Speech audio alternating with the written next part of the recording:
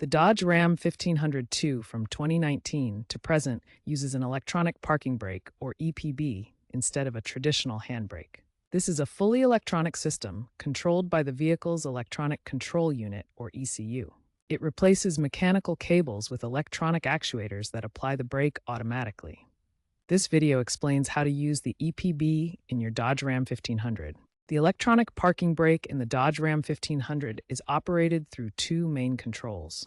First, there's a button located on the center console, or shifter. Second, you can access it through the Uconnect touchscreen interface.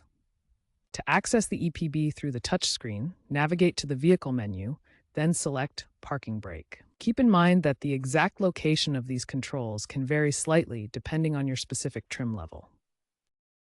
To manually engage the EPB, press the EPB button on the center console. You should hear a chime and see an indicator light confirming it's activated. The system automatically engages when the vehicle is shifted into park. To manually disengage the EPB, pull the EPB button upwards. Alternatively, select Release on the Uconnect screen. The system may require you to press the brake pedal for safety before disengaging. The electronic parking brake automatically engages when the Ram 1500 is shifted into park mode.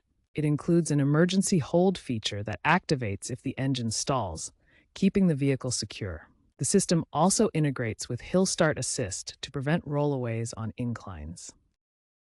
When troubleshooting common issues with the electronic parking brake, start by checking the vehicle's battery charge.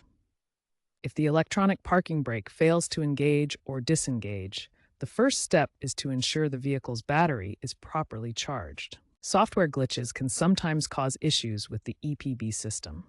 Stellantis releases over-the-air updates to address these problems. Finally, recalibration of the EPB system may be needed after battery replacements to ensure proper operation. In the rare event of a complete electronic failure, a backup mechanical release is located under the hood.